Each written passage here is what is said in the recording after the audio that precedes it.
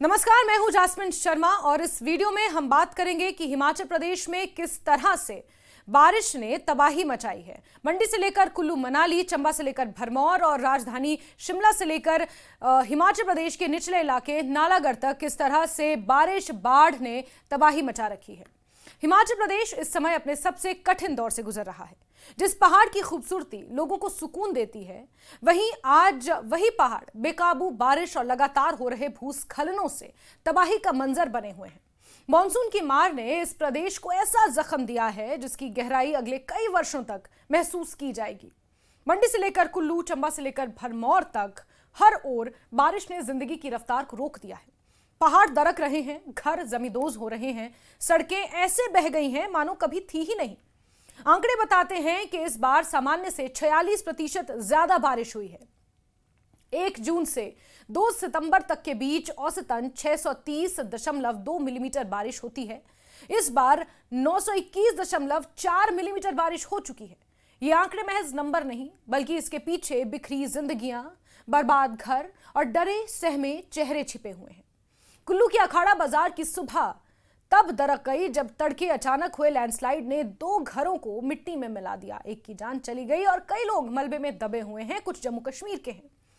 NDRF की टीमों ने 3 लोगों को किसी तरह बचा लिया, लेकिन इस हादसे ने इलाके में दहशत पैदा कर दी है। वहीं 2 दिन पहले ढालपुर के वार्ड नंबर 8 में इसी तरह एक मकान के पीछे का डंगा ढह गया था। कुल्लू के ही देवधार इलाके में 5 और घर खतरे की जद में आ गए हैं, जिन्हें तुरंत खाली करवाना पड़ा है। कुल्लू से कुछ ही दूरी पर मंडी का जोगिंदर नगर भी है, जो बारिश के कहर से कांप उठा है। कुंडूनी गांव में पूरी पहाड़ी दरक पड़ी और 10 घर पूरी तरह तबाह हो गए। 6 और मकान कभी भी गिर सकते हैं। पहाड़ी से लगातार मलबा पत्थर गिर रहे हैं। खेत, जमीन और उसमें लगी फसलें, सब कुछ बर्बाद हो रहा है। प्रशासन ने हालात को देखते हुए पूरे गांव को ही खाली करवा दिया। चौंकाने वाली बात यह है कि 24 परिवारों को अपने घर आंगन छोड़कर अब राहत कैंपों में शरण लेनी पड़ रही है। आप अंदाजा लगा सकते हैं कि इस बरसात के मौसम में उन पर क्या बीत रही होगी। पलायन करते समय कई महिलाओं की आंखों के आंसू थम नहीं रहे। वो अपने घरों की चौखट, पूजा स्थल और मवेशियों को छोड़ते हुए बेमन थीं। लेकिन मजबूरी ऐसी कि अब यही उनका अस्थायी आशियाना है। चंबा की तरफ आगे बढ़े तो स्थिति और भयावह है। मणिमहेश यात्रा पर निकले श्रद्धालु अभी भी फंसे हुए हैं। भरमौर में करीब 700 श्रद्धालु सड़क टूट जाने की वजह से रुके हुए हैं। उन्हें निकालने के लिए सरकार ने केंद्र से अब 5 हेलीकॉप्टर्स की मांग की है। फिलहाल राज्य द्वारा हायर किए गए 2 छोटे चॉपर सुबह से लोगों को एयरलिफ्ट कर रहे हैं, लेकिन उनकी क्षमता केवल 5-5 यात्रियों की ही है। इतने लोगों को निकालने के लिए दिन और रात लग जाएंगे। इसी वजह से जल्दी अतिरिक्त हेलीकॉप्टर्स बुलाए जाने की जरूरत है। श्रद्धालुओं को एयरलिफ्ट के बाद चंबा के कनियां ले जाया जा रहा है और फिर वहां से पंजाब, जम्मू और हिमाचल के अलग अलग हिस्सों की ओर भेजा जा रहा है। लेकिन इस यात्रा में आकस्मिक मौतों ने हालात को और गंभीर बना दिया है। 20 से ज्यादा श्रद्धालुओं की जान अब तक जा चुकी है। किसी की मौत पत्थर लगने से हुई तो कोई ऑक्सीजन की कमी सहन नहीं कर पाया। 4 श्रद्धालुओं की लाशें कुगती ट्रैक पर फंसी हुई हैं, जिन्हें लगातार 4 दिन से निकालने की मशक्कत जारी है। खराब मौसम हर प्रयास को नाकाम कर रहा है। इसी दौरान राजस्व मंत्री जगत सिंह नेगी खुद भी भरमौर पहुंचकर राहत कार्यों में जुटे हैं। सड़क मार्ग ध्वस्त हो जाने की वजह से 5 दिन पहले चंबा से पैदल ही भरमौर पहुंचे। आज प्रभावित श्रद्धालुओं और ग्रामीणों के साथ वहीं फंसे हुए हैं, लेकिन उनकी मौजूदगी ने लोगों को थोड़ा सा हौसला जरूर दिया है कि सरकार का कोई तो नुमाइंदा कम से कम उनके साथ है। अब अगर नजर शिमला और आसपास डालें तो राजधानी भी इस आपदा से अछूती नहीं है।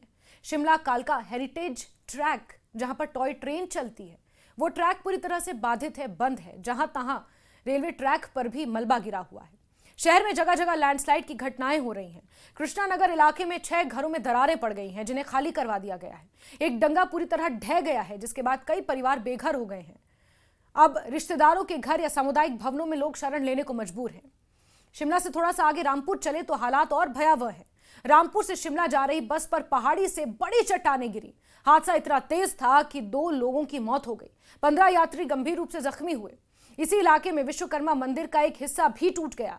वहीं बीथल के पास सड़क पर गिरी चट्टानों ने यातायात को पूरी तरह ठप कर दिया। किन्नौर और सिरमौर की भी बात कर ली जाए तो नदियां उफान पर हैं।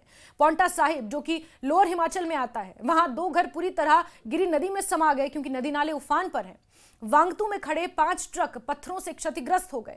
मंडी के सुंदरनगर में भीषण लैंडस्लाइड 2 दिन पहले हुआ। 7 लोग मलबे में दबकर मर गए। इसमें 4 एक ही परिवार के सदस्य थे और कुछ बच्चों का सामान जिस तरह से उन घरों में और उन मलबों में दबा हुआ देखा गया, वो दिल को पसीज देने वाला था। टेडी बियर्स और बच्चों की छोटी छोटी साइकिल्स भी वहां नजर आ रही थी। लाहौल स्पीति में तो हालात को और कठिन बनाने के लिए बर्फबारी शुरू हो चुकी है। बारालाचा में 3 इंच तक बर्फबारी हो चुकी है। कई ट्रक वहां पर फंसे हुए हैं। पुलिस ने किसी तरह रेस्क्यू किया है, लेकिन आने वाले दिनों में यह स्थिति और ज्यादा चुनौतीपूर्ण हो सकती है। बारिश और बर्फ साथ मिलकर प्रदेश के पहाड़ी रास्तों को और खतरनाक बना रहे हैं। किसान बागवान अलग परेशान है, क्योंकि उनकी सब्जियों की, सेब की खेप मंडियों तक नहीं पहुंच रही है। ट्रकों में पड़ी पड़ी सब्जियां सड़ रही हैं, खराब हो रही हैं। सेब का अगर एक भी दाना खराब हो जाए तो पूरी की पूरी पेटी को खराब कर देता है। इतने व्यापक पैमाने पर नुकसान को देखते हुए सरकार ने 7 सितंबर तक पूरे प्रदेश में सभी शैक्षणिक संस्थानों में छुट्टियां घोषित कर दी हैं। स्कूली बच्चों से लेकर कॉलेज और आईटीआई के छात्रों तक को अब आने वाले 4 दिन ऑनलाइन पढ़ाई करनी होगी। प्रशासन ये सुनिश्चित कर रहा है कि हर हाल में सुरक्षा को प्राथमिकता दी जाए। लेकिन सवाल यही है कि आखिर इस बेहिसाब तबाही के बाद जनता कहां जाए? जिनके घर बह गए, जिनकी फसल बर्बाद हो गई, जिनके परिजन अब भी इस दुनिया में नहीं रहे, उनका अब क्या भविष्य है? हकीकत यही है कि इस समय गांव में राहत कैंप ही उनका एक ठिकाना है। बारिश के बीच छीना आशियाना ये केवल एक हेडलाइन नहीं, बल्कि सच्चाई है हिमाचल प्रदेश की। 150 से ज्यादा परिवारों के सिर से छतें छिन चुकी हैं। बच्चे मलबे में खेल नहीं सकते, बूढ़े संयुक्त परिवार की चौपाल पर नहीं बैठ सकते और महिलाएं अपने रसोई घर की आंच अब कभी देख नहीं पाएंगी। ये सब अब सरकार से मदद की ओर टकटकी लगाए बैठे हैं, चाहे वो राज्य सरकार हो या केंद्र सरकार। मुख्यमंत्री सुखविंदर सिंह सुक्खू ने कहा कि प्रदेश को केंद्र से हेलीकॉप्टर और राहत सामग्री की जरूरत है। रिव्यू मीटिंग लगातार चल रही है। पुलिस और एनडीआरएफ की टीमें हर जगह तैनात हैं। लेकिन इतना साफ है कि हिमाचल को इस प्राकृतिक विपदा से उबरने में समय और बहुत संसाधनों की जरूरत है। और मानसिक तनाव और मानसिक घाव जो हिमाचल प्रदेश के बाशिंदों पर लगा है, उसे मिटाने में तो ना जाने कितना वक्त लग जाएगा। मंडी से लेकर कुल्लू तक, चंबा से लेकर भरमौर तक, शिमला से लेकर रामपुर तक, लाहौल स्पीति से लेकर किन्नौर तक, हिमाचल प्रदेश में बस तबाही ही तबाही देखने को मिल रही है। धरती कांप रही है, पहाड़ टूटते जा रहे हैं। इंसान अपनी तमाम जद्दोजहद के बावजूद प्रकृति की मार से हारता हुआ दिख रहा है। ये सिर्फ आपदाओं की लिस्ट नहीं, बल्कि उस पहाड़ी राज्य की त्रासदी है जिसे हम देवभूमि कहते हैं। देवभूमि का नाम है, लेकिन आज यहां देवताओं की नहीं बल्कि सहायता और इंसानियत की सबसे ज्यादा जरूरत है।